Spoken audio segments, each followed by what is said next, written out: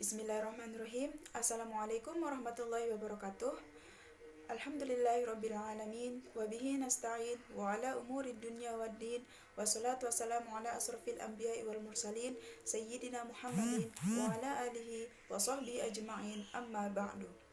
Yang terhormat Bapak dosen pengampu mata kuliah Pendidikan Bahasa dan Sastra Indonesia, Bapak Heri Setiawan SPD MPD, dan teman-teman yang berbahagia. Pada kesempatan kali ini, kami dari kelompok 7 akan mempresentasikan materi mengenai menelaah konsep keterampilan berbahasa, yaitu keterampilan berbicara.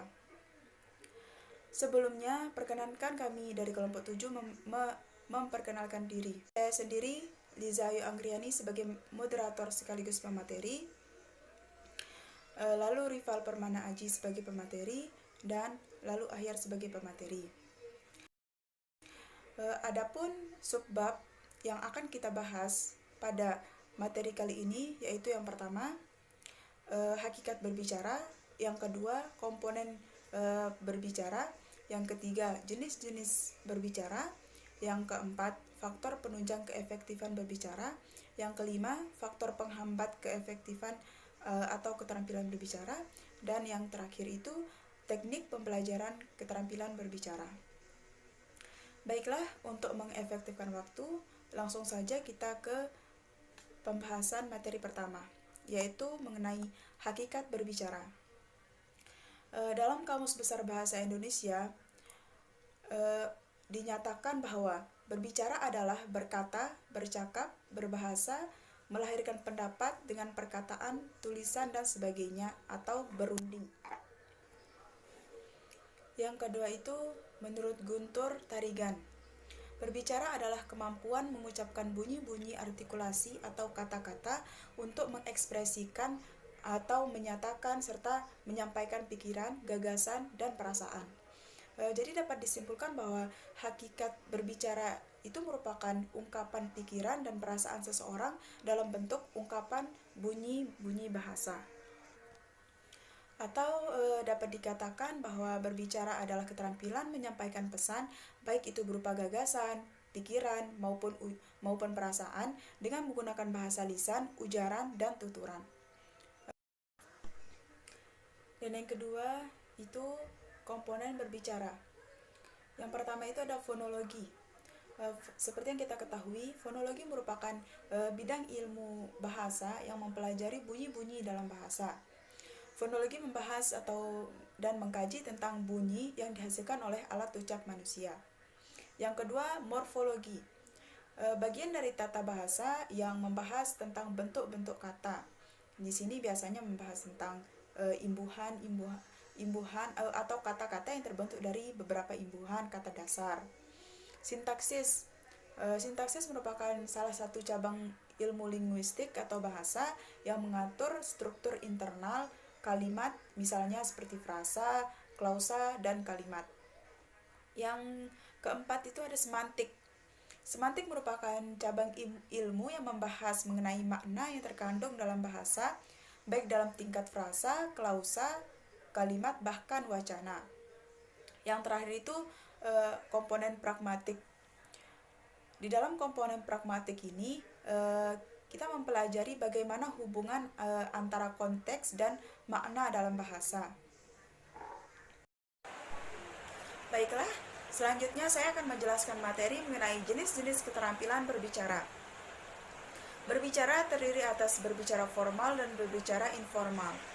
Berbicara informal itu terdiri dari bertukar pikiran, percakapan, bertelepon, dan memberikan petunjuk. Adapun berbicara formal itu meliputi ceramah, pidato, diskusi, wawancara, dan debat. Yang pertama, ceramah. Ceramah adalah ungkapan pikiran secara lisan oleh seseorang tentang suatu pengetahuan kepada pendengar, biasanya dilakukan oleh seseorang yang memiliki pengetahuan atau ahli di bidang tertentu. Dalam kegiatan ceramah itu terdapat komunikasi dua arah antara penceramah dan pendengar. Yang kedua itu pidato. Pidato adalah ungkapan pikiran oleh seseorang dalam bentuk lisan yang ditujukan kepada orang banyak. Nah, pidato ini macam-macam pidato itu yang pertama ada pidato kenegaraan, pidato pengukuhan, dan pidato perpisahan. Selanjutnya diskusi. Diskusi itu berarti pembicaraan antara dua orang atau lebih dengan tujuan untuk mendapat suatu pengertian, kesepakatan, atau keputusan bersama mengenai masalah tertentu. Yang keempat itu wawancara. Wawancara merupakan kegiatan tanya jawab antara pewawancara dan narasumber yang dilakukan secara lisan untuk memperoleh informasi berupa data atau keterangan mengenai informasi tertentu. Dan yang terakhir itu debat. Debat merupakan kegiatan argumentasi yang bertujuan untuk menyampaikan pendapat yang bertentangan dengan pendapat orang lain.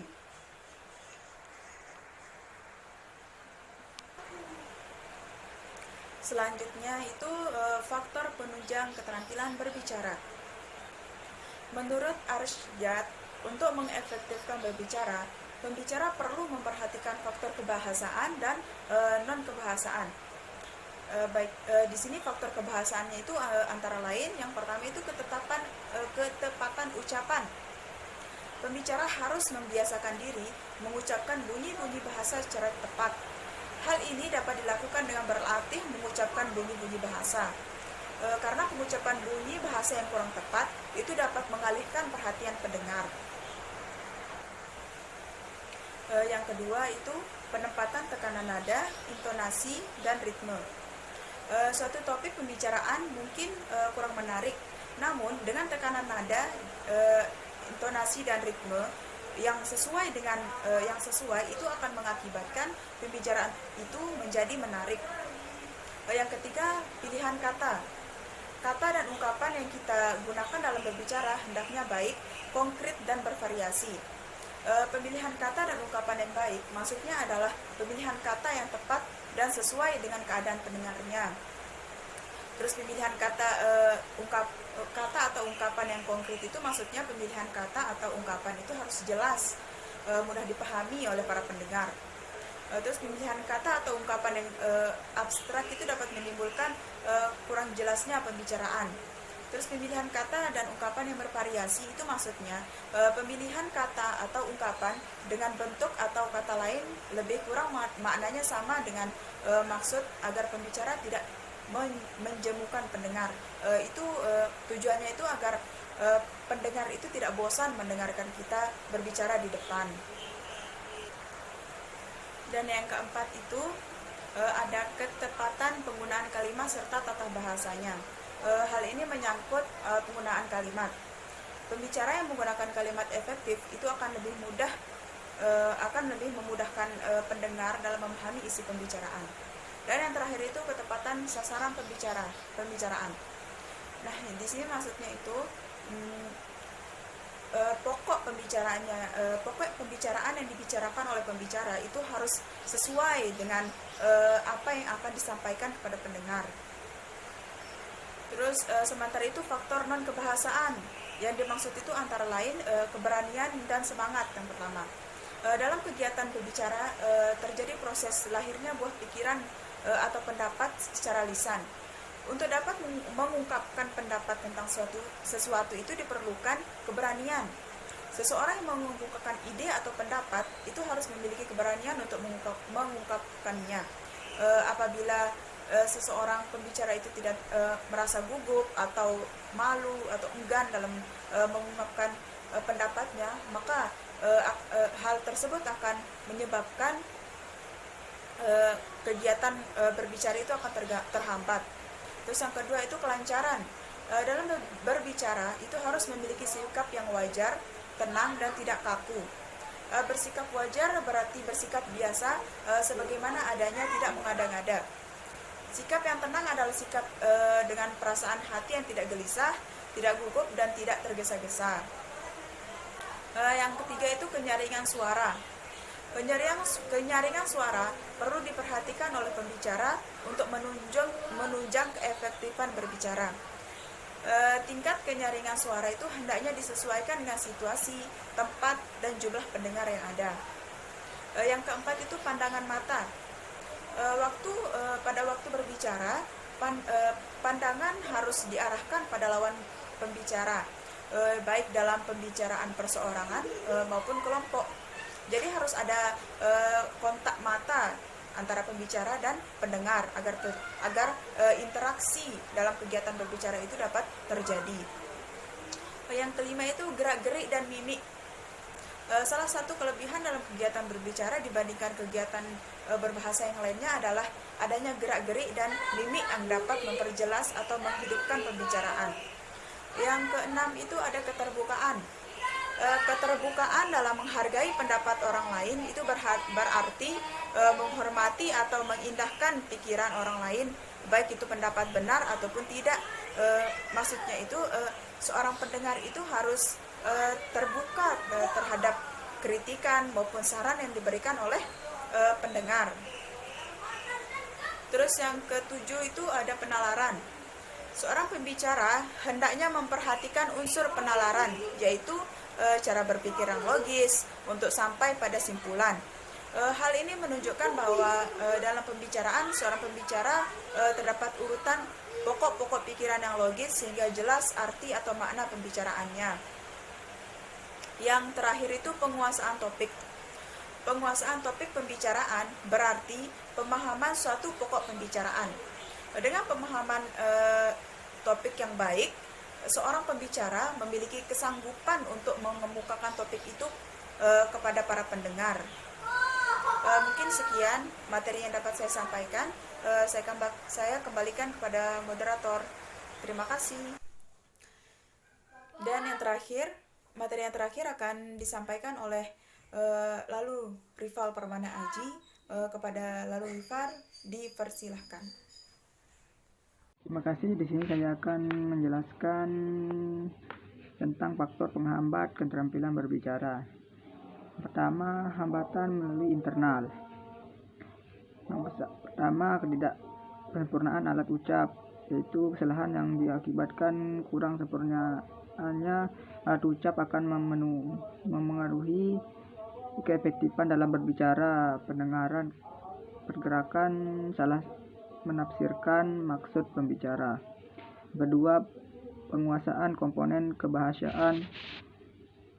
Penguasaan komponen kebahasaan sebagai berikut: lafal dan intonasi, pilihan kata, struktur bahasa, dan gaya bahasa. Ketiga, penggunaan komponen isi. Penggunaan komponen isi meliputi hal-hal berikut, yaitu hubungan isi dengan topik, struktur isi, kualitas isi. Yang keempat, kelelahan dan kesehatan fisik maupun mental, yaitu keadaan fisik akan memengaruhi keefektifan berbicara. Jika pembicara sedang sakit, misalnya flu, maka suaranya akan menjadi bengau. Hal itu dapat menghambat kegiatan berbicara. Mental pun sangat mempengaruhi. Jika berbicaraan mudah merasa takut dan grogi, maka akan menghambat kegiatan berbicara. Kedua, faktor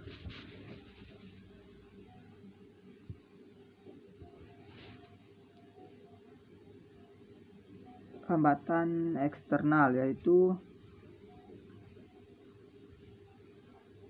hambatan eksternal adalah hambatan yang berasal dari luar pembicaraan.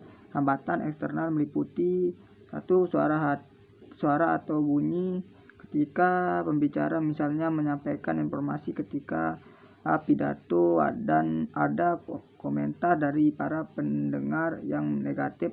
Hal itu akan memengaruhi mental pembicara. Kedua, kondisi ruangan. Kegaduhan, keributan kecil yang terjadi di ruangan bisa membuat konsentrasi pembicara menjadi buyar.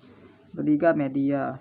Misalnya pembicara ketika menjelaskan tentang suatu informasi mengenai bentuk segitiga, maka harus menyiapkan media yang mendukung sehingga pendengar bisa lebih paham mengenai bentuk segitiga. Jika tidak ada media yang mendukung, maka pembicara akan mengalami hambatan ketika menjelaskan informasi tersebut. Yang keempat, pengetahuan pendengar. Pembicara yang baik adalah pembicara yang mampu mengetahui sejauh mana pengetahuan yang dimiliki oleh para pendengarnya, sehingga apa yang disampaikan pembicara bisa dipahami oleh pendengar. Teknik-teknik pembelajaran keterampilan berbicara. Metode-metode yang dapat diterapkan dalam pembelajaran berbicara adalah: 1. Metode ulang ucap. Penerapan metode ulang ucap dilakukan guru memperdengarkan suara sendiri atau rekaman suara tertentu kepada siswa. Kemudian siswa diminta mengucapkan kembali sesuai dengan model suara yang didengarnya. Suara yang diperdengarkan boleh berupa kalimat sederhana. Misalnya, guru ini buku baru. Selanjutnya, siswanya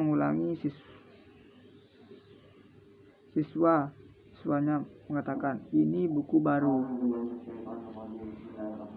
Yang kedua, metode lihat ucap.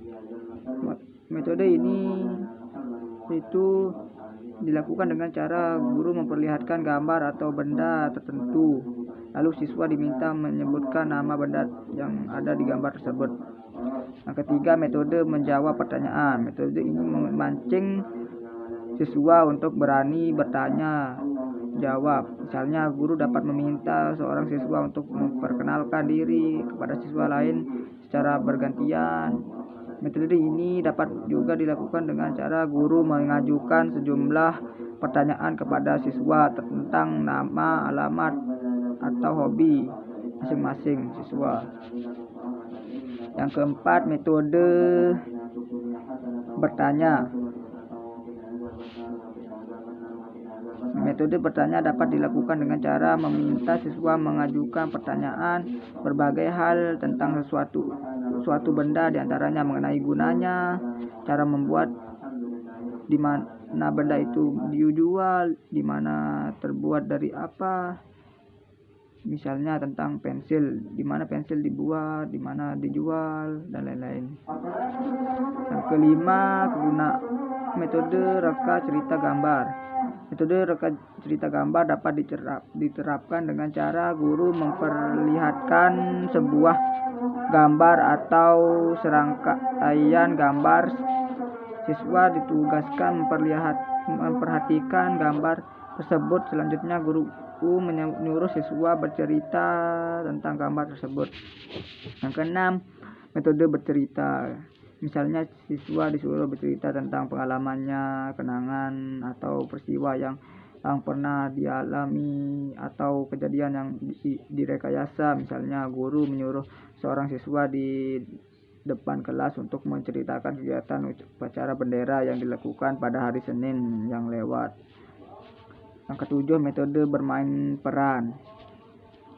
Yaitu metode ini dapat dilakukan dengan cara menugaskan siswa memainkan peran dari salah seorang tokoh terkenal. Jadi siswa diajarkan untuk bermain peran tentang peran tokoh tersebut dan gaya berbicaranya. Mungkin sekian dari saya kembalikan ke moderator.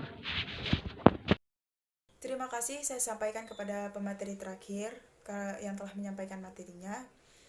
Karena penyampaian materi telah selesai, berakhir pula presentasi kami dari kelompok 7. Kami dari kelompok 7 mohon maaf atas segala kekurangan. Wabillahi taufiq wal hidayah. Wassalamualaikum warahmatullahi wabarakatuh.